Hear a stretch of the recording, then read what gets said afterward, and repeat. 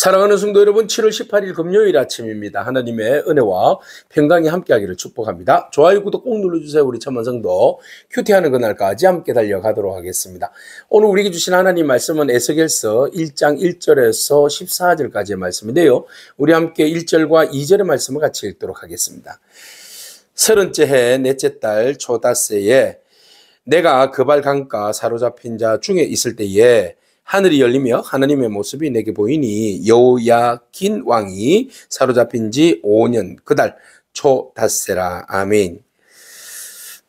에스겔은 그 바벨론 2차 침공 때에 바벨론으로 끌려간 그런 제사장이면서 선지자죠.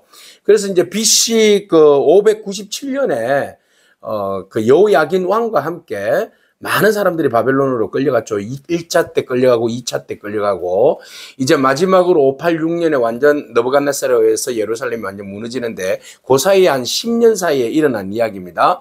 근데 10년이 이제 끌려갔고 그리고 난 다음에 끌려간 지 한 5년이라는 세월이 지났어요. 그래서 오늘 본문에 보니까 30째 넷째 달 초닷새가 되었다.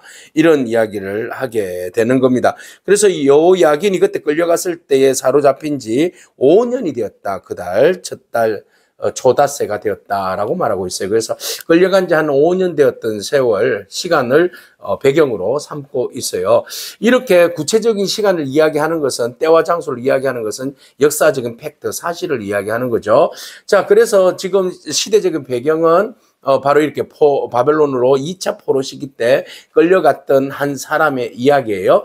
자, 그 사람이 누군가 하면 바로 에스겔인데 그는 누군가 나중에 보면 그는 그 부시의 아들 제사장, 그죠? 부시의 아들이다 이렇게 나와 있어요. 제사장 부시의 아들입니다. 그러면 제사장은 30세부터 제사장의 직무를 감당해야 하잖아요. 그런데 오늘 본문에 보니까 30째 해 넷째 달이라고 말하고 있어요. 그러면 이미 예루살렘에 있었으면 그는 제사장으로서의 역할을 감당하고 아직 예루살렘 성이 무너지지 않았으니까 말이죠. 그때는 그 예루살렘에 있었으면 제사장의 역할을 감당했을 것입니다. 그런데 지금은 포로로 끌려와서 아무것도 하지 않는 제사장으로서의 이제 막 처음 시작해야 되는데 아무것도 하나님 앞에 할 수 없는, 그러면서 한편으로는 절망, 한편으로는 하나님에 대한 죄송한 마음들, 뭐 이런 마음들이 교차해서 참 마음이 우울하고 힘든 그런 시절을 보내고 있는 거죠. 그래서 예루살렘에 있었으면 하나님 앞에 예루살렘 예배를 영광을 올려드릴 텐데 그러지 못한 마음. 그래서 하나님이 이곳에도 임재하셨으면 좋겠는데 설마 하나님은 예루살렘에서만 임재하시는 하나님이지 이 바벨론 땅까지 와서 하나님이 우리 가운데 영광과 임재 가운데 역사하시겠는가, 이런 이제 생각들, 자괴감을 가질 수 있는 거죠. 자, 이런 이제 시대적 배경을 가지고 에스겔이 그날도 여전히 그발 강가에 앉아 있었어요. 그발 강가에 보통 많은 사람들이, 포로로 끌려갔던 사람들이 안식일이 되어서 그곳에 머물러서 강가에서 모여서 예배를 드리기도 하고 뭐 이랬던 것 같아요. 자, 어쨌든 그발 강가에서 예루살렘 성전에서 예배하지 못한 것들에 대한 그런 안타까운 마음들, 그런 이제 괴로워하는 그런 이제 마음들이 있었을 겁니다. 그런데 그때 어떤 일이 벌어졌습니까? 절망 가운데 있을 때에 하늘의 문이 열렸어요. 하늘이 열리고 하나님의 모습이 이 에스겔에게 보여주신 겁니다. 이게 굉장히 충격적인 일입니다. 그러니까 이제 절망 가운데 하나님께서 당신의 모습을 영광 가운데 보여주신 것이죠.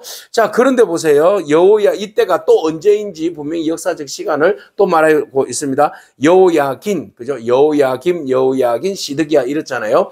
그래서 이 사람이 한 3달 정도 왕이 되었습니까? 그래, 3달 정도 왕이 되었는데 그는 정책을 바벨론으로 마음을 두지 아니하고 애굽에다가 마음을 두어서 바벨론을 치려고 했죠.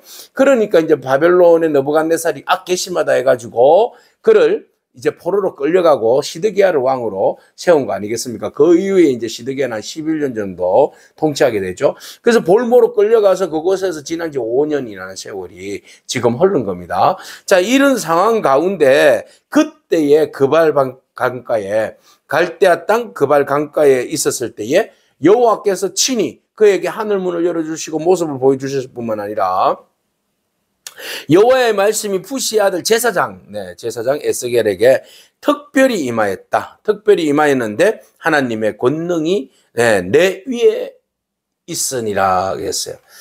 절망 가운데 있는 나에게 하나님께서 하늘문을 열어주시고 하나님 보여주시고 하나님 말씀하시고 하나님의 권능으로 내 가운데 임재했다라는 겁니다. 굉장히 충격적인 사건이죠.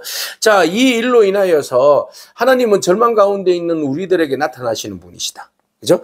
예, 하나님은 절망 가운데 찾아오시는 분이시다. 라는 사실을 오늘 에스겔은 큰 위로를 받게 됩니다. 여러분, 우리가 지금 절망의 땅에, 절망의 시간에, 절망의 상황 가운데 우리가 있잖아요. 그렇지만 하나님께서 찾아오신다. 네, 이것이 바로 우리 가운데 여호와 삼마, 그곳에 계시는 하나님, 우리 가운데 여전히 거하시는 하나님, 그 하나님 우리가 만나게 되는 겁니다. 우리가 절망 가운데서도, 흑암 가운데서도 좌절하지 않는 이유는 그곳에 찾아오시는 분이 계시는데 그분이 바로 우리 주님이시라는 겁니다. 절망 가운데 있었을 때 예수 그리스도께서 하늘 보좌를 버리시고 이 땅에 가장 낮은 곳으로 오셨습니다. 여전히 오늘 지금도 절망의 땅 가운데 하나님께서 우리 가운데 성령으로 함께하여 주실 줄로 믿습니다. 그러므로 우리는 어떠한 절망 가운데 있다 할지라도 좌절하지 않습니다. 비록 예루살렘에서 예배하지는 못하지만 그발 강가에 하나님께서 임재하여 주심으로 인하여서 하나님의 임재가 있는 곳이 바로 예배의 처소 아니겠습니까? 그래서 예루살렘에서 예배하지 못하는 자들을 하나님께서 그발 강가에서 에스겔에게 하나님의 임재를 통하여서 여기서도 하나님은 거하시는 분이시구나. 무소부재하시는 분이구나. 하나님이 여기에도 여전히 우리와 함께 하시는 분이구나. 라는 어떤 충격적인 신학적인 패러다임의 전환이 일어나는 거죠. 하나님은 저곳에만 있는 분이 아니라 이곳에서도 있고 어디에서나 하나님은 거하시는 분이시다. 라는 것을 충격적인 사실과 함께 더불어서 에스겔은 깨닫게 된 겁니다. 여러분, 하나님은 어디 계십니까? 저 멀리 계십니까? 아니요. 하나님은 지금도 우리 가운데 함께하여 주시는 줄로 믿습니다. 자, 그런 가운데 환상을 보게 되었는데, 자, 내가 봤는데 북쪽에서 막 큰 폭풍 같은 큰 구름이 몰려왔어요. 와, 몰려오는데 그 구름 속에는 막 불이 번쩍번쩍 끓었어요. 빛이 막 사방에 자자자작 비치는데 불 가운데 단쇠 같은, 그러니까 이제 용광로에 막 그 녹는 금속들 있잖아요. 그런 파란 불빛 같은 거 막 일어나잖아요. 그런 것처럼 환한 빛이 막 쫙 비춰오는 거예요. 그 속에서 뭔가 모르게 내생물 같은 게 이렇게 보이는데 사람의 형상 같은 거. 그것이 뭔가 이렇게 쓱 보이는데 보니까, 사람의 형상 같은 경우예요. 그거예요. 그런데 또 보니까 사람의 형상인데 얼굴이 4개야, 얼굴이. 얼굴이 4개고 또 4개의 날개가 있어요. 4개가 날개 있고 그들의 다리는 굉장히 곧은 다리이고 그 발바닥은 막 송아지 발바닥처럼 되어 있고 빛난 구리같이 막 쫙 빛났어요. 자, 사방의 날개 밑에는 또 사람의 손이 있어요. 또 내생물의 얼굴과 날개가 있었는데 날개는 서로 연하여서 갈 때는 돌이키지 아니하고 일제 앞으로 보면 쫙 속도감 있게 나아가는 거예요. 그래서 굉장히 막 구름 가운데 뭐가 번쩍거리면서 나타나는데 사람의 형상인데 얼굴이 4개고 날개가 4개다. 그죠? 이런 이제 뭔가 이게 굉장히 충격적인 어떤 존재들을 본 거예요. 그래서 4개의 생물체가 도대체 뭔가 동서남북으로 또 얼굴이 있어요. 또 4개의 얼굴이 있는데 앞쪽은 사람이에요. 그리고 오른쪽은 사자의 얼굴이고 왼쪽은 소의 얼굴이고 뒤쪽은 독수리의 얼굴이에요. 굉장히 강력한 힘을 가지고 있는 어떤 능력의 존재. 그죠? 하나님의 임재가 그냥 흐지부지한 그런 임재가 아니라 굉장히 영광 가운데 임하시는 하나님의 권능과 능력을 보여주시는 거죠. 그러니까 하나님은 그들이 생각할 때 우리 하나님은 이 바벨론의 신보다도 못한가? 마루둑보다도 못한가? 우리 하나님은 모든 것이 그냥 그저 우리가 그냥 헛된 꿈을 꾸었던 지난 날이었던가? 이렇게 하면서 자존감이 막 굉장히 떨어지고 하나님에 대한 어떤 존재에 대해서 의심하게 되고 그런 가운데 하나님께서 하나님 당신의 모습이 어떤지 하나님의 영광 가운데 어떤 모습으로 우리 가운데 임재하시는지를 구체적으로 보여주신 거죠. 자, 이 구체적으로 하나님께서 에스겔 앞에 이렇게 드러나는 모습을 본 에스겔은 어떻을까요? 모든 의심과 걱정과 근심과 이런 모든 것들이 한순간에 그냥 싹 사라지는 그 순간 아니겠습니까? 그래서 하나님의 임재를 통하여서 나의 의심 많은 믿음과 나의 그 주저앉았던 그런 모든 상황들이 그냥 한순간에 변하여서 슬픔과 의심과 두려움이 변하여서 기쁨과 소망과 그 하나님에 대한 기대하는 마음들이 그죠? 일어나는 거죠. 자, 이렇게 해서 그 천사, 네 명의, 그 어떤 사람의 형태를 가지고 있는 그 모습들을 보니까 전부 다 네 개의 날개와 네 개의 얼굴, 그리고, 예? 동서남북을 향한 그런 어떤 네 개의 모습들, 이런 것들을 지금 계속 보게 되죠. 그러니까 한 동서남북을 지금 가리키는데 이것은 어떤 의미가 되겠습니까? 바로 하나님은, 예, 하나님은 온 땅을 다스리시는 분이시다라는 거죠. 그러니까 눈이, 모습이 전부 다 동서남북으로 가리키고 있고 네 개의 날개를 흔들고 있고 말이죠. 그래서 이 모습들을 볼 때 하나님이 나타나시는데 임재하시는데 하나님은 한 곳에만 거하시는 분이 아니라 하나님은 조금 전에도 말씀드렸듯이 무소부재의 하나님이시다. 하나님은 어디서나 계시는 분이시다. 그래서 절망하지 말라는 겁니다.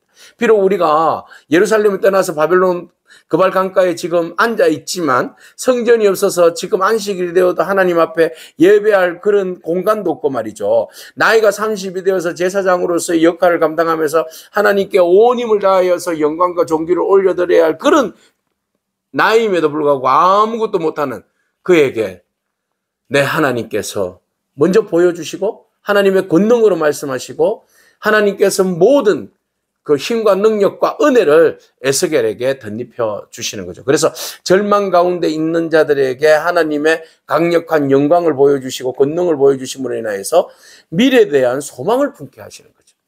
지금 현실에서 우리는 절망에 아무것도 할 수 없어요. 그런데 하나님의 강력한 임재를 경험하고 나니까 어떤 마음이 생기는 겁니까? 하나님이 여호와 삼마 우리와 함께 하여 주시어서 여기까지 있게 하시는 그 하나님이 앞으로도 우리의 삶을 어떻게 조정하고 이끌어 가실지가 눈에 보여지는 거죠. 하나님께서 반드시 우리를 회복시켜 주시리라는 그런 강력한 기대가 바로 이 에스겔이 이 환상을 통하여서 느끼는 것이죠. 자, 그렇게 해서 그 얼굴을 그 얼굴은 그리하며 그 날개는 들어서 펴서 각기 둘씩 서로 연하였고 또 둘은 몸을 가렸고 영이 어느 쪽으로 가면 그 생물들도 그대로 가되 돌이키지 아니하고 일제히 앞으로 곱게 행하더라 그랬어요. 자, 또 생물들의 모양은 어떻게 했어요? 타는 숯불과 햇불 모양 같은데 그 불이 그 생물 사이에 오르락 내리락 하며 그 불은 광채가 있고 굉장한 그 하나님의 영광을 드러내는 거예요. 그 가운데에서는 번개가 나고 그 생물들은 번개 모양같이 왕래하더라. 야, 하나님의 그 권능의 임재하심이 얼마나 화려한지 얼마나 영광 가운데 드러나는지 우리에게 너무나 비현실적인 어떤 그런 모습으로 드러나는 거 아니겠습니까? 그래서 우리로 하여금 절망하지 말아라. 이분이 바로 우리 하나님이시다. 이분이 우리 가운데 임재하신다. 그러므로 우리가 소망과 감사와 기쁨이 넘침으로 절망 가운데 하나님의 임재를 더 구하게 되고 그 권능 아래서 우리가 힘을 얻게 되고 그리고 모든 절망의 어떤 그 능선들을 우리가 넘어가게 되는 그런 은혜를 우리가 잊게 되는 겁니다. 그래서 하나님께서 이 환상을 왜 보여주셨을까요? 에스겔에게 왜 보여주셨을까요? 새로운 하나님의 나라가 앞으로 어떻게 도래할 것인지에 대해서 이제 에스겔에게 보여주시는 거예요. 그러니까 하나님의 나라가 이스라엘 백성들이 하나님께 범죄함으로 인하여서 예루살렘이 망하게 되는데 저 나라는 망하지만 진정으로 하나님의 통치와 다스리심의 나라가 어떻게 도래하는지 앞으로 바라는 겁니다.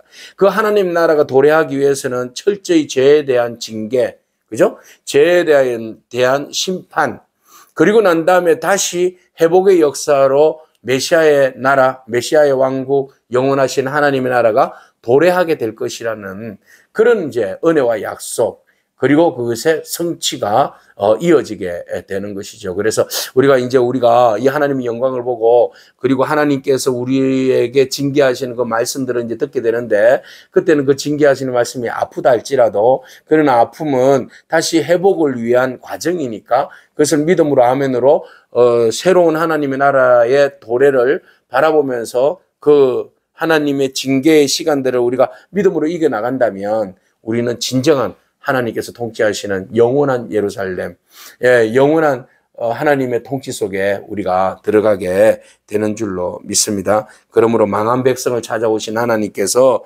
새로운 시작을 알리시는 구원의 대서사가 이제 에스겔서를 통하여서 이루어진다는 사실을 여러분 기억하면서 여러분 절망의 자리에서 좌절하지 않기를 바랍니다.